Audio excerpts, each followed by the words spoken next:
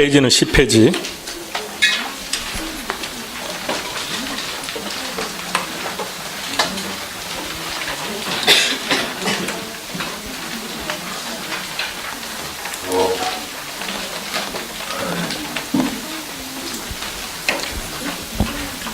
문재인 정부 현재 부동산 정책의 목적, 다주택자들에 대한 규제, 그를 통해서 투기 억제. 내년 4월을 기준으로 해서 부동산 시장에는 많은 변화가 또 생깁니다.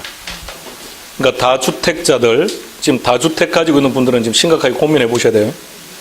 그동안 부동산을 가지고 있는 게 최선의 방법이었다라고 하는 과거의 경험을 가지고 앞으로의 결정을 하는 것은 위험에 빠질 수 있으니까 좀 더 합리적으로요. 자, 첫 번째,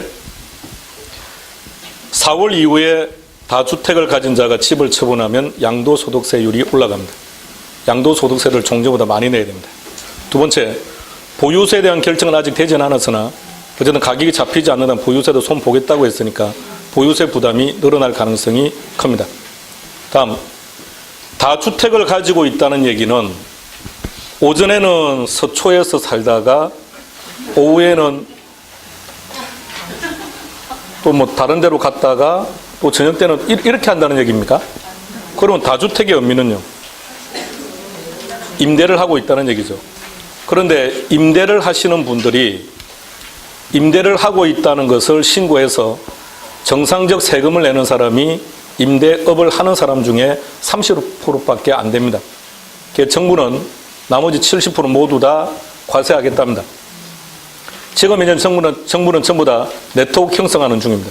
다시 말하면 이 아파트가 정확하게 실소유자가 누군지를 파악하겠다는 겁니다. 그러면 다주택자 포착이 가능하니까요. 그럼 4월까지는 무조건 신고 들어가야 됩니다. 신고 안 하면 중과합니다. 그러면 다주택을 가지고 있는 입장에서 보면 4월 이후에 처분하게 되면 양도세 부담 커지고 만일에 하나 보유세 부담이 커질 수 있고 그리고 사업소득세가 그만큼 많아집니다. 임대사업 신고를 해야 되기 때문에. 그렇다면 처분을 할 거라면 4월까지 처분을 해야 되고, 그럼 4월까지 처분 결정을 안 했다는 얘기는 6월이나 10월에 처분하겠다는 뜻은 아니겠네요. 계속 보유해서 가겠다는 뜻이니까. 자, 그렇게 해서 지금 규제하겠다는 겁니다. 첫 번째 정책. 두 번째, 다주택자에 대한 규제입니다. 그 첫 번째 규제. 두 번째는 대출의 규모 자체를 아예 줄여버리겠답니다. 내년부터 적용하는 신 DTI는 아예 다주택을 가진 자는 대출이 불가능한 정도로 지금 했습니다. 특히 최근에 많이 몇 년간 인기 있었던 갭 투자요. 이분들은 완전히 폭탄을 맞습니다. 갭 투자를 하신 분들은 무조건 지금 내놓아야 됩니다. 그들은 무조건 융단 폭격 받을 겁니다. 엄청난 세금과 이자로 견뎌내지를 못할 겁니다. 자, 이게 이제 앞으로 시장에 큰 변화가 있다는 얘기죠. 그럼 4월까지는 거래가 뭔가 계속해서 매물이 놓을 수도 있다는 얘기고, 그럼 4월 이후로는 갑자기 투기 수요가 급감할 거라는 얘기입니다. 정상적인 거래만 일어나는 거지 투기 수요는 많이 준다는 얘기입니다. 그럼 중개사 입장에서는 별로 아름답지는 못한 거죠. 중개사 입장에서 보면 투기 수요가 매력적인데, 그죠? 그분들은 수수료 주더라도 팍팍 줄 수도 있는데, 이제는 실수요자들만 시장에서 움직일 가능성이 많은 거니까 부동산 시장도 한동안 조금은 냉랭해지겠죠. 10페이지 봅시다. 그 제목 뭐라고 되어 있습니까? 이제는 대출의 규모를 제한하겠다고요. 첫 번째 뭐라고 되어 있습니까? 갈로 안에 있는 동의어들 다 하셔야 돼요. 그래서 LTV 이렇게 말했습니다. 2번은 뭐라고 되어 있습니까? 영어로 뭐라고 되어 있습니까? 자, 시작해 봅시다. 해마다 계산 문제로 나오고 있습니다.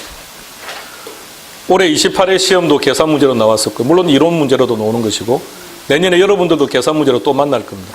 어쨌든 이것이 상당히 중요하고, 내년에는 신 DTI를 적용하기 때문에 그 내용으로 아마 시험 문제가 나올 겁니다. 자, 제일 밑에 가면 여백 있죠? 여백에다가 적어 봅시다.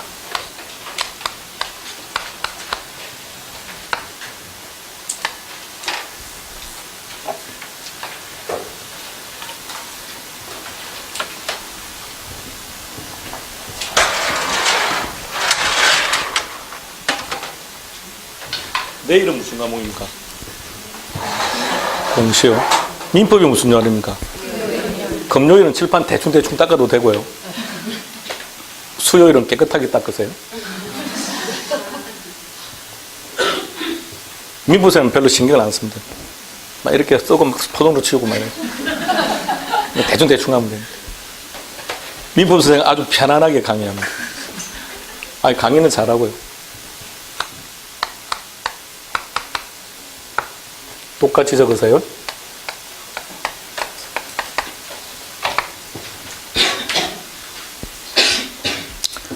론 투 밸류라고 되어 있으니까 투라는 거예요. 투를 수학적으로 표현하면 분수입니다. 분수. 그대로 갖다 쓰세요. 자, 봅시다. 제가 어떻게 쓰는지. L, 2, B입니다. 똑같이. 똑같이 어떻게 하면 되겠네요.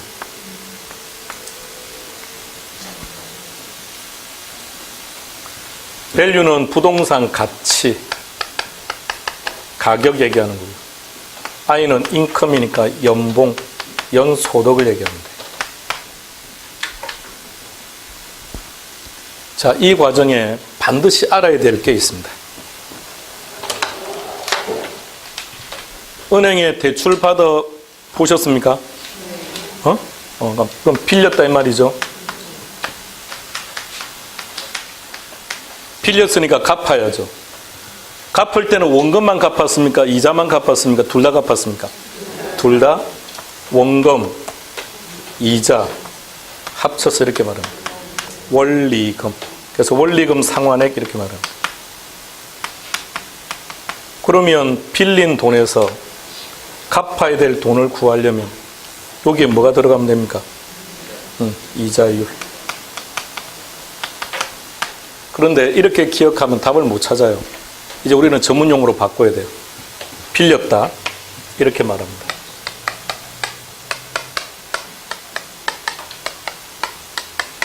뭐라고 한다고요? 저당 대부액. 저게 빌린 돈. 차입액 이렇게 되는 겁니다. 원리금 상환액이라고 사용하기도 하고 동의어가 저당 지불액이라고 합니다.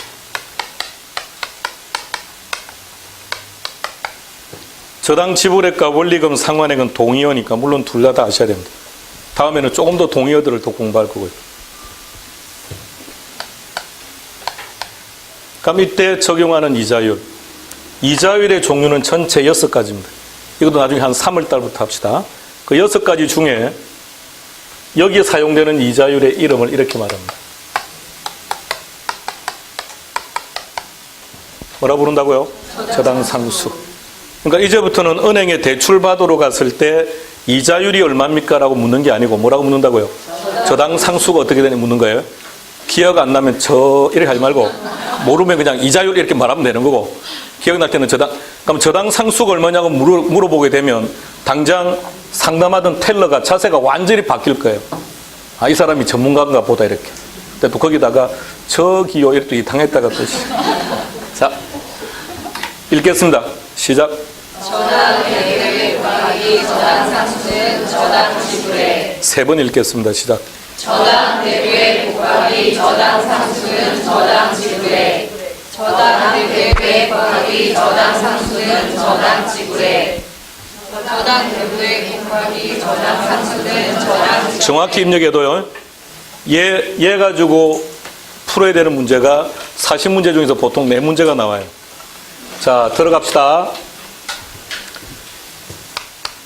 일단 원칙적으로 적으세요. 70, 60. 이게 원칙.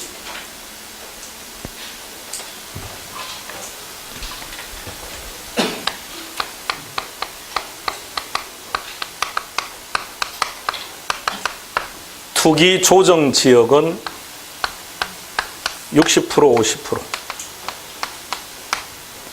서울 전역은 투기 조정 지역. 그럼 서울 전역은 60, 50.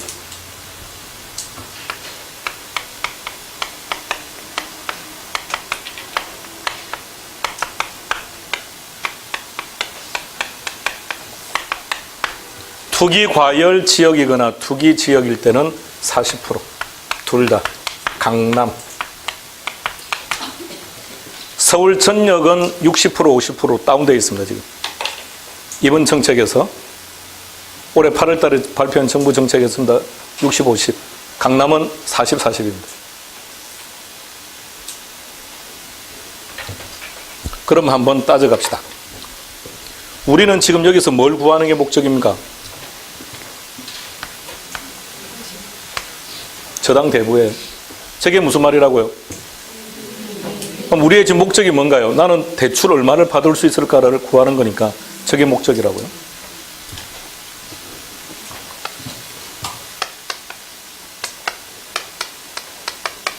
아파트 10억짜리를 전제로 한번 해봅시다. 그러니까 LTV는 여기에 부동산 가격이 들어가면 되니까 10억. 일반 지역은 몇 프로요? 얼마까지 대출이 가능하다고요? 7억까지. 고향이 어디입니까? 고향. 서울역 가면 안 돼요. 고향이 어디입니까? 서울처럼 안 보이는데. 자, 고향이 어디입니까? 경남 어디요? 통영은 70%. 통영은 70%. 지금 서울에 사니까 60% 이렇게요. 강남은 40% 이렇게. 자, 그러면 이제 보통 일반 지역들은 다 70. 그러면 서울은 지금 60% 적용받고 있으니까 얼마? 6억까지. 강남은 얼마? 이렇게. 대출 규모가 팍팍 지금 줄고 있습니다. 자, 그 다음에 DTI로 갑시다. 연봉, 연소득을 얘기합니다. 자, 그럼 전제해 보세요. 10억짜리 아파트에 살고 있는 분들의 일반적인 연봉. 그러니까 내 연봉 말하는 게 아니니까 그냥 편안하게 말해봐요. 옆집의 연봉. 옆집 아저씨 연봉이 얼마든가요? 5천요? 남의 아저씨랑 마음대로 말하지 말고요. 5천 할랍니까? 1억 5천요? 옆집 아저씨는 1억이던가요? 그럼 옆집 아저씨는 1억인데 우리 집 아저씨는요? 1억으로 잡을까요? 좀 더 현실성 있게 잡는 게 계산하기 좀, 그럼 8천요? 수시로 그러니까. 계산의 편의를 위해서 1억 잡읍시다. 그럼 1억에 60% 하면 6천. 자, 이게 무슨 의미인지 봅시다. 자료 가보세요. 자료 제일 마지막에 DTI가 40%라고 전제했을 때 매년 이 사람의 원리금이 40% 이내이어야 하므로 확인해 보세요. 그 다음에 뭐라고 되어 있는지.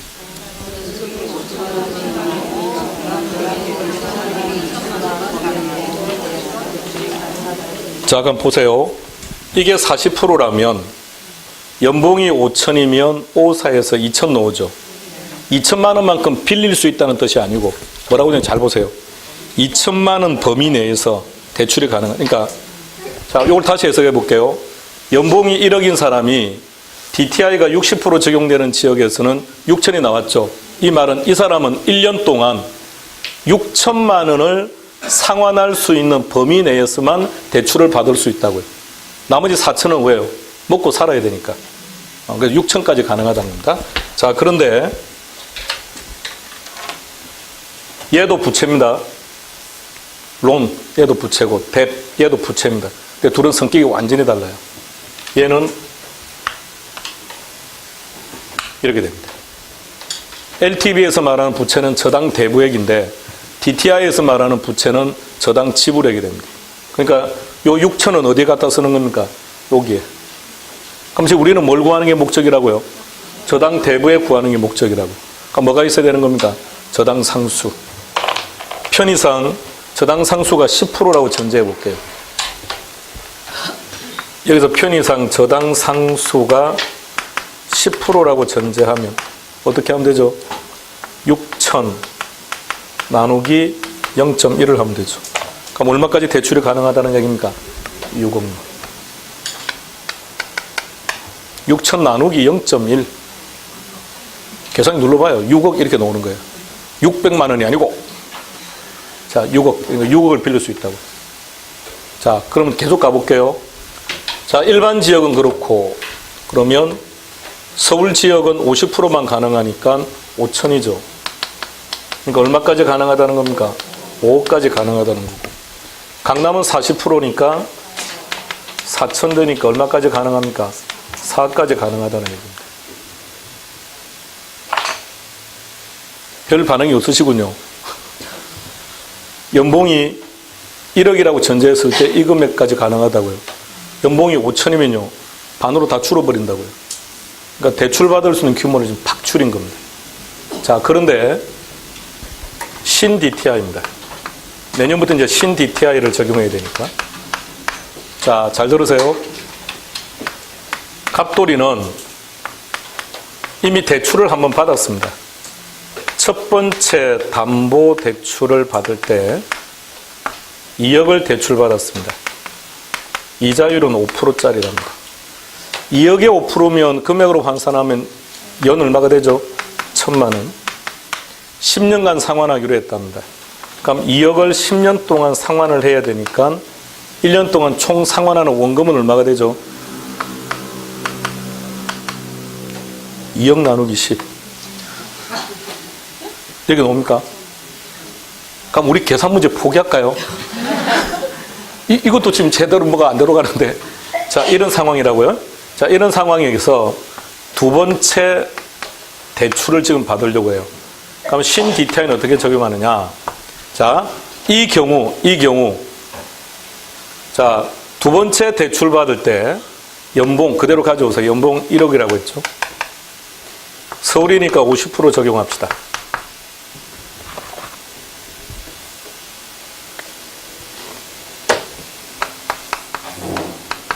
50% 적용하면 얼마 되는 거죠? 5천이죠. 이 5천만 원의 1은 말해보세요. 5천만 원의 1은. 저기 있네. 저당 지불액이. 그러면 잘 봐요. 두 번째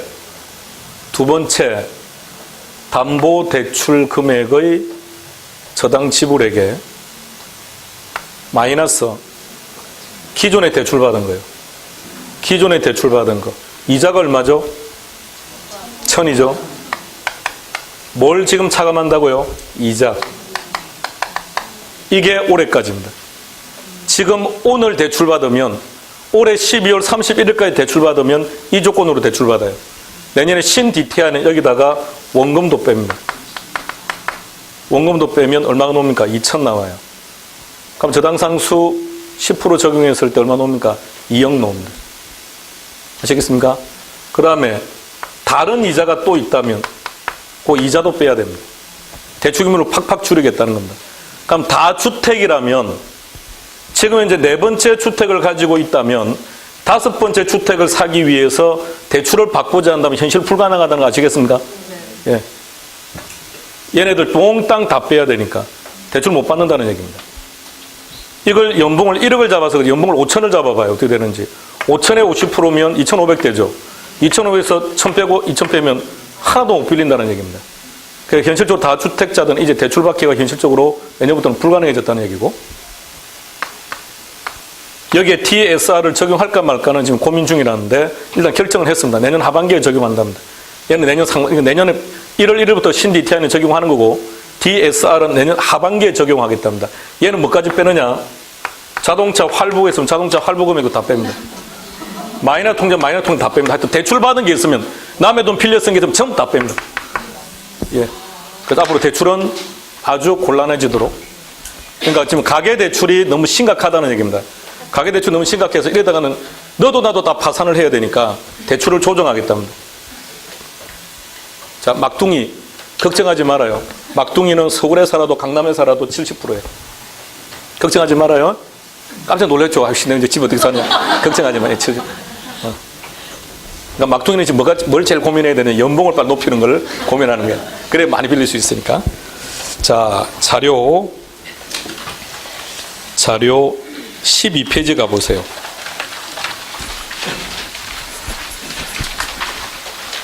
경제기사를 2개 실었습니다.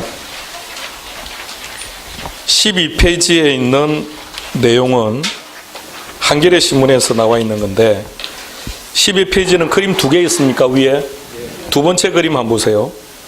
두 번째 그림에서 현행 DTI 찾아보세요. 찾았습니까? 연간 원리금 상환액에서 갈로 안에 뭐라고 되어 있습니까? 두 번째, 방금 예를 들은 거요. 두 번째 주택담보대출 원리금, 여기서는 얼마입니까? 여기서는 5천. 마이너스, 여기다가 플러스 뭐라고요? 이자. 그러니까 우리는 여기서 마이너스라고 생각하면 돼요. 그러니까 무슨 말, 왜 그게 플러스라고 되어 있습니까? 이자까지 합쳐서 빌릴 수 있다는 말이니까 우리는 이자를 빼면 돼요. 근데 신 DTI 보세요. 뭐라고 되어 있는지. 첫 번째 주택담보대출 원리금에다가 두 번째 것도 뭐라고요? 원리금이에요. 첫 번째 이자를 빼는 게 아니고요. 이자만 빼는 게 뭘 빼라고요? 원금 이자를 다 뺀다는 얘기입니다. 그리고 두 번째도 마찬가지 원리금이고 거기다 또 뭐라고 되어 있습니까? 다른 이자가 있으면 또 이자를 또 한답니다. 근데 DSR은 더 상황이 그러되고요. 그래서 내년 시험은 요게 나올 거예요. 당연히 나오겠죠. 처음 적용하는 건데. 처음 적용하고 내년 시험이니까 요게 계산으로 나올 겁니다. 물론 이론 문제로 나올 수 있고 좀 더 복잡해지고 있다는 얘기죠. 종전에는 이자만 빼면 되는데 이제는 이자도 빼고 원금도 빼고 다른 이자 또 이자 빼고 다 뺀다는 겁니다. 그러니까 지금 대출을 받아야 되는 상황이라면 올해 안에 대출을 받으셔야 된다는 얘기입니다. 별 계획이 없습니까? 그래도 대출을 받아요. 받아서 은행에 넣어놓고 가만히 있어봐요. 우리나라 금리가 2%대 지금 1.25니까요. 기준금리 얘기하는 겁니다. 2%대에서부터 1.25% 이 기나긴 시간 동안, 그러니까 이명박 박근혜 9년 동안 미국하고 일본은 기준금리가 0입니다. 제로입니다. 별 반응 안 하시네요. 기준금리가 0입니다. 그러니까 미국 은행과 일본 은행에 돈을 빌리면 이자 부담을 한다 안 한다? 해야죠. 가상금리가 있으니까. 우리는 기준금리가 지금 현재 얼마라고요? 1.25. 근데 미국과 일본은 그동안 이게 0이었다고요. 근데 이제 미국은 계속해서 올리고 있고요. 그러니까 1%까지 간 거죠. 일본은 여전히 금리 인상을 잘 안 하고 있고요. 일본도 금리 인상 다 하는 겁니다. 그러면 그 시기를 생각해 봐요. 우리나라 사채업자들이 일본 가서 돈 빌려오는 거예요. 싸게 빌려와서 돈 빌려주면서 높은 이자를 받고 차익 실현을 많이 했던 거죠. 자, 이렇게 바뀌는 겁니다. 자료 13페이지. 이제 그 내용 다 읽을 수 있습니다. 이제 다 같이 한번 볼게요. 갈로 1번, 내 재산, 내 자산 관리 어떻게 그래 되었습니다. 자, 셋째 줄까지 되고 넷째 줄 가볼게요. 문재인 정부도 최근 신 DTI와 DSR 조기 도입 등 부동산 규제 강화를 천명하면서 내년부터 쌍끌이 부채 축소 정책이 현실화될 조짐이다 라고 했습니다. 왜 쌍끌이라고 했을까요? 금리는 금리대로 올리고 세금은 세금대로 올리고 그리고 규제는 대출 규모는 그만큼 줄이고 그래서 부동산과 관련된 전방위적인 규제를 한다는 얘기입니다. 자, 그럼에 따라 전문가들은 유동성 파티는 이제 끝났다고 본다는 얘기죠. 따라 소비자들은 어떻게 하는 게 좋느냐? 불필요한 빚은 최소화하는 것이 좋답니다. 불필요한 빚이 있습니까? 불필요한 빚이 어떤 겁니까? 또라이입니까? 불필요한 빚을 빌려 쓰게. 여러분들은 그렇게 하죠. 은행 가서 대출 받아서 그 돈과 여행도 가고, 막 옷도 막 사고, 막 음식도 먹고 이렇게 합니까? 그렇게 안 합니까? 가만히 있는 분은 그렇게 하나 보죠? 그렇게 하십니까? 그렇게 안 합니까? 그렇게 했던 분은 그렇게 하지 말라 이 얘기입니다. 자, 그 다음. 미국 금리 인상 예고로, 그 다음 뭐라고요? 이제 이런 단어를 뉴스에서 많이 들을 거라고요. 양적 축소가 무슨 말입니까? 통화량을 줄인다. 그 말은 금리를 올리겠다 이 말이죠. 진행되는 가운데 개인들의 알토란 같은 자산을 지키는 방법을 시리즈로 준비했답니다. 그럼 우리는 시리즈로 한번 계속 보자고요. 자, 그 다음 전체 패러그래프를 다 보세요. 2일 돼 있습니까? 거기서도 둘, 넷, 여섯, 여덟, 12째 줄까지 쭉 다 읽어보세요. 뭐라고 돼 있는지.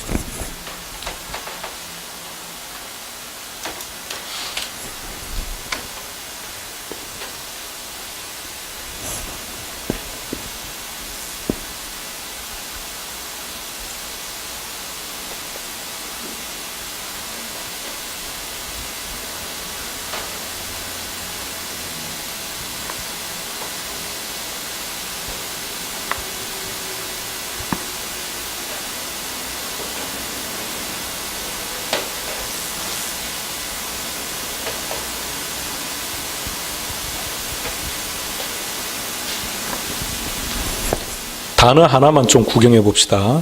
첫째 줄 제일 뒤에 미국 중앙은행이라는 단어 찾았습니까? 한국 중앙은행은 뭐라 그러죠? 한국은행. 미국 중앙은행을 그렇게 말해요. 흔히 그 연준 이렇게 말하죠. 뉴스 틀 때마다 튀어나오는 단어입니다. 연준은 뭐 금리를 어떻게 한다 이런 말로 나올 거예요. 근데 앞서 했듯이 왜 미국 금리가 우리한테 중요합니까? 이게 글로벌 경제라니까요. 글로벌 금융이고요. 그러니까 다른 나라의 금리 변화가 우리나라에 직접적 영향을 줄 수밖에 없죠.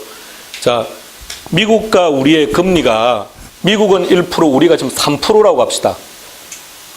미국 은행에 투자하면 1% 주고 우리나라 은행에 투자하면 3% 준다 합시다.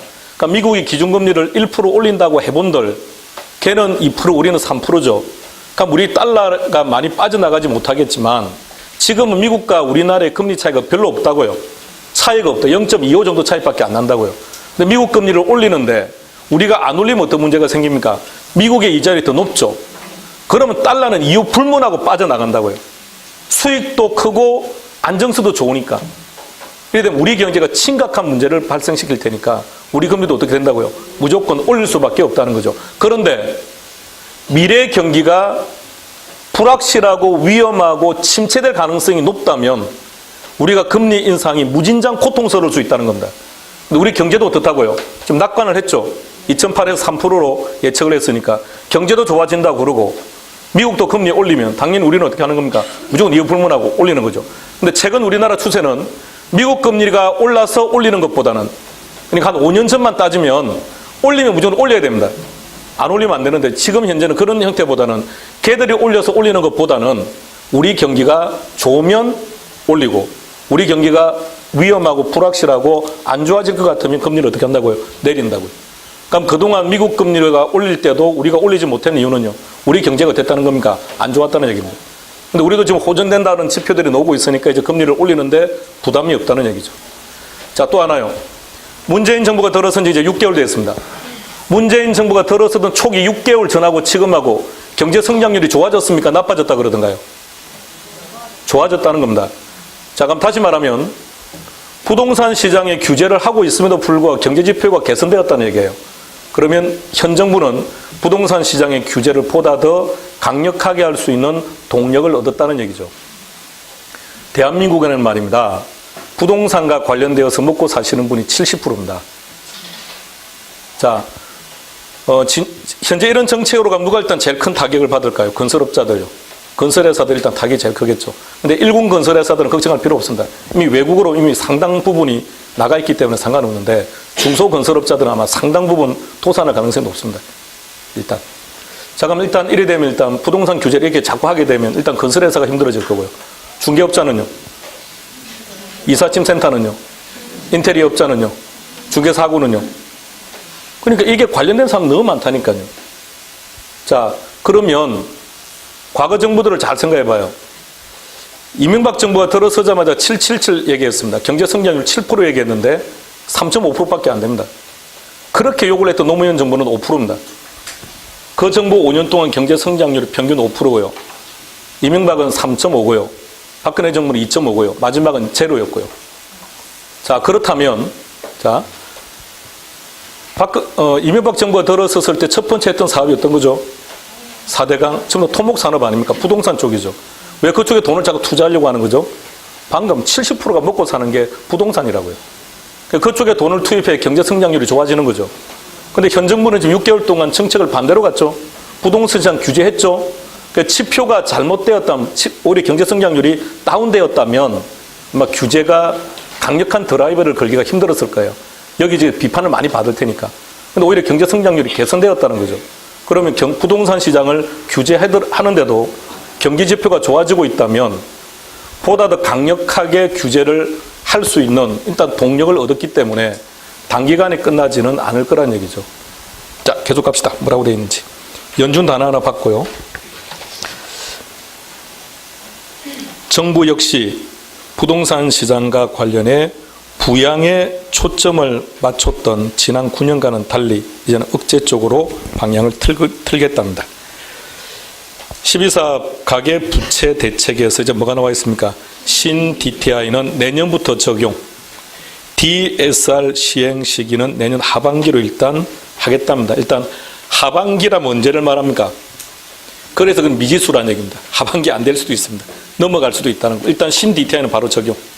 그러니까 신 DTI를 적용하니까 종전 방식보다는 좀 더 대출받기가 어떻게 됐다는 겁니까? 어려워졌다는 얘기입니다. 그럼 다주택자는 현실적으로 볼 때 어떻게 됩니까? 실현 불가능해요. 다주택자 생각해보면 계속 어떻게 됩니까? 마이너스 원금이자 마이너스 원금이자 마이너스 원금이자를 해야 되니까 남는 금액이 없을 거 아닙니까? 그러니까 추가 대출이 아주 곤란해졌다는 얘기죠. 그럼 갭 투자들은 어떻게 되는가? 갭 투자한 사람들. 갭 투자는 전부 다 부채 아닙니까? 예, 전부 다 부채인데 그 사람들이 이제 쫄딱 망하는 겁니다. 빨리 집 팔아야 돼요. 가지고 있다는 심각해지는 거고. 자, 넘겨봅시다. 뭐라고 되어 있는지.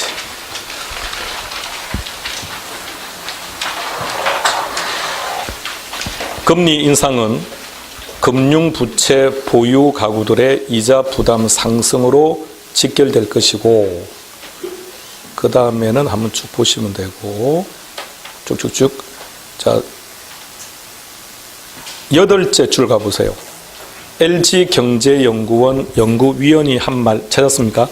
그거 한번 봅시다. 양적 긴축 시대의 기본적 재테크는 불필요한 대출 규모 줄이는 것이고, 그리고 시작.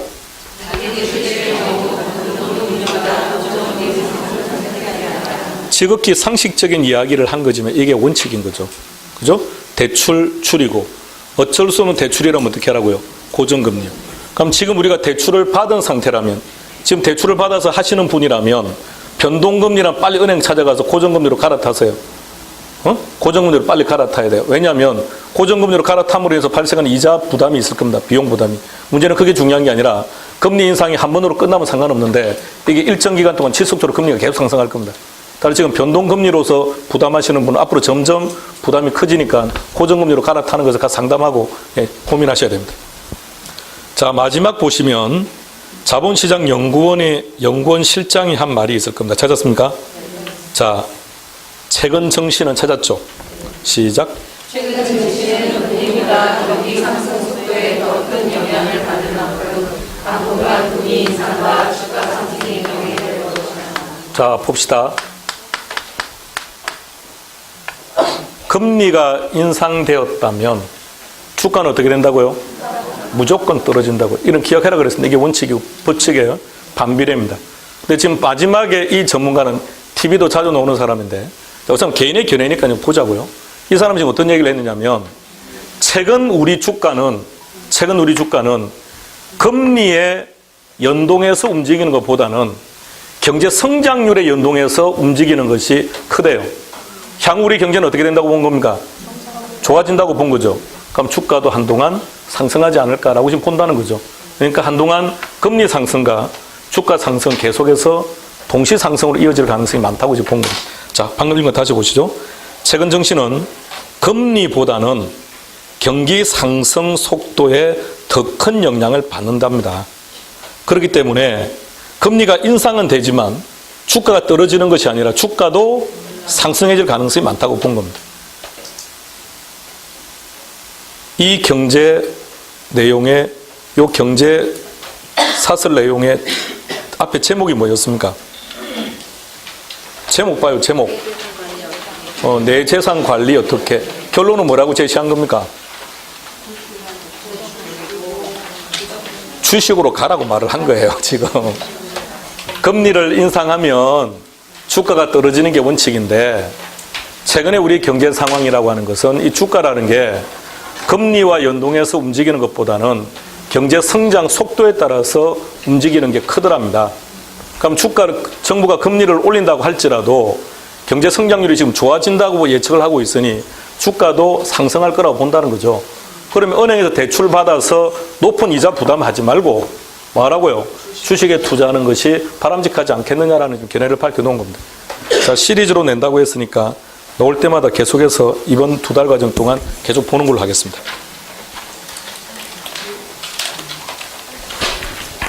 그래서 주식에 투자금을 해라 이런 말을 한 거 아니에요. 최소한 경제 흐름에 대한 판단을 할 수 있어야죠. 지금 뭘 하고 계십니까? 왜 가방을 만지고 옷을 만지죠? 제가 뭐 끝난다고 했습니까? 아니요, 마지막에 상환 방법 있죠. 그거 가지고 2시간 하는 거예요. 아이고, 요거 금방 끝내려고 했더니 안 되겠습니다. 여러분들이 가방을 챙기는 관계로 상환 방법 가지고 정상적으로 2시간 진행하는 걸로 한번 해보겠습니다. 상환 방법 해마다 한 문제씩 노는 파트입니다. 자, 다시 갑시다. 중개사 공부하시는 분들의 상당수가 개론이 상당히 불편하다고 얘기합니다. 특히 남성분들보다는 여성분들이에요. 많이 어려워합니다. 힘들어하고. 그 근본적 원인은 전부 다 경제학의 바탕을 두고 형성된 학문들이라서 그래요. 그래서 경제학을 알면 한결 조금 더 개론을 접근하기가 용이합니다. 경제학을 했다고 잘한다는 게 아니라 접근하기 용이하다는 겁니다. 시험 문제도 있고 시험 문제와 관련 없는 내용도 있습니다만 금융에 대해서 여러분들의 지식을 이 정도로 형성을 해 놓는다면 앞으로 진로 나가는 데도 유리함과 동시에 시험 문제 답 찾는 데도 유리할 것이고 나아가서 방금처럼요. 경제신문도 볼 수 있고 뉴스도 들을 것이고 조금 더 똑똑해지는 자신도 느낄 것이고 그리고 이런 상황에서는 이런 불확실한 상황에서는 어떻게 자금을 운용하고 어디에 투자할 건지도 알 수 있다는 얘기입니다. 그래서 이번 과정의 타이틀을 이렇게 잡은 거니까 다시 한번 내용 잘 정리해서 이제 지금 이렇게 형성하는 지식들을 가지고 투자를 한다고 해도 어떻게 투자할 건지 그러니까 가장 먼저 해야 될 것은 1차적으로 실천해야 될 것은 대출을 받아서 부담하는 상황이라면 은행을 찾아가서 일단 상담을 하시라는 얘기입니다. 근데 문제는 은행은 은행 유리한 쪽으로 상담을 해요. 은행 유리한 쪽으로 상담하기 때문에 여러분들이 알고 가서 상담을 해야 돼요. 은행도 이자 수익을 높이는 게 목적 아닌가요? 예. 그러니까 먼저 여러분들이 알고 가셔야 됩니다. 그래서 대부분이 다 변동금리일 테니까 고정금리로 갈아타는 것에 대해서 검토를 해야 되고 단 갈아탈 때 아무런 비용 없이 갈아타지를 못해요. 비용 부담을 해야 돼요. 근데 그 비용 부담이 갈아탔을 때 발생하는 이자 감소분과 비교를 해야 되는데 금리 인상이 한 번으로 끝나면 좋겠는데 읽었듯이 정부는 지금 서너 차례 인상하겠답니다. 자, 서너 차례라면 4차례로 봅시다. 기준금리 몇 프로까지 올라가는 겁니까? 1%까지요. 그럼 대출금리 몇 프로 올라갑니까? 2% 이상 올라갈 거라는 얘기입니다. 그럼 지금 부담하시는 이자보다 앞으로 금리는 2% 이상 올라갈 거라고요. 그러니까 부담이 너무 크다는 얘기입니다. 근데 이게 단기로 끝날 게 아니라 지속적으로 갈 거라는 거니까 그렇다면 빨리빨리 갈아타시는 게 아직은 시장이 본격적으로 움직이지 않았으니까 빨리 갈아타는 게 유리하다는 얘기입니다. 자, 그런 부분들. 그리고 여유 자금을 가지고 어디에 투자할 건지를 망설인다면 주식에 투자하는 말 한 적 없습니다. 나중에 누구를 원망하려고. 단, 경제 흐름에 대한 얘기를 했습니다. 자, 과목마다 성격이 달라요. 개론은 말입니다. 어디에 투자하는 게 좋습니다. 어느 지역에 있는 부동산을 사는 게 좋습니다. 이런 거를 공부하는 과목이 아닙니다. 개론은 경제 흐름에 대한 얘기를 하는 겁니다. 그러니까 지금은 투자하는 시기인지 빠지는 시기인지 이런 것들에 대한 학문을 공부하는 거고 어디에 있는 토지가 좋고 어디에 있는 건물이 좋고 이건 전부 다 공법에서 공부하는 겁니다. 기억나실지 모르겠는데요. 여러 해 전에 마포에 가면 그 기차가 있습니다. 공덕 쪽에. 기찻길. 여러분 서울에 사는 거는 맞습니까? 마포는 가본 적 없습니까? 그런데 어느 날 뉴스에 납니다. 거기 기차가 없어지고 기찻길이 없어지고 공원으로 조성한다고 했더니 가격이 뛰고 난리를 쳤습니다. 참 그걸 보면서 재미있습니다. 그 계획은 2000년도에 이미 결정났고 이미 알려져 있는 정보입니다. 여러분들 공법을 배우시면 배울 겁니다. 국토기본법은 20년 단위로 개발 계획을 발표합니다. 그러니까 대한민국은 2000년도에 2020년도까지 개발 계획이 이미 다 발표되어 있습니다. 혁신도시가 들어선다라고 뉴스에 나니까 가격이 오른답니다. 바보 같은 얘기죠. 그 발표 언제 난 거라고요? 2000년도에 이미 다 발표 났고 이미 그 정보는 누구나 다 볼 수 있도록 알려져 있습니다. 그런데 문제는 뭐가 문제일까요? 알려져 있으면 뭐합니까? 뭔지를 모르는데 어디 가서 찾아야 될지를 모르는데 근데 공법 선생들은 그것에 대한 전문가들이죠. 자기들은 늘 그걸 보니까 그러니까 어떤 지역이 어느 정도 시간이 지나면 몇 년도가 되면 혁신도시가 될 거니까 그쪽에 땅이 좋다는 것을 누구보다 잘 알 수 있다고요. 늘 그런 것들을 다루는 거니까. 공법은 어느 지역에 어떤 부동산에 투자하는 것이 좋다를 공부하는 거고 개론은 경제 흐름을 공부하는 거예요.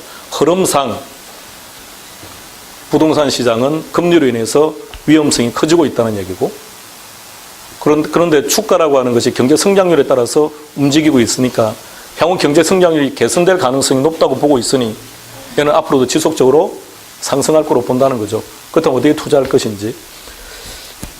현 정부 6개월 동안 경제 성장률은 개선되었다고 말을 하죠. 가계 소득은 어떻게 되었습니까? 왜 그럴까요? 원래 경제가 성장해도 우리 집 소득만 증가 안 하는 거예요. 다른 집 소득은 다 증가하는 거예요. 자, 왜 증가를 안 했을까요? 결론은 수출 때문에 그래요.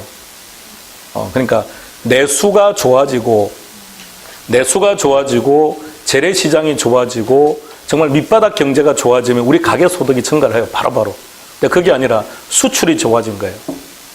수출을 많이 하면 누구 호주머니가 개선될까요? 대기업 오너들 호주머니가 좋아지는 거예요. 이게 대한민국 서민들한테 내려오기까지 상당한 시간이 걸리는 거죠. 분명히 좋아졌다고 말은 하는데 그런데 내 호주머니가 안 좋아지니까 결국 내한테는 큰 의미가 없죠.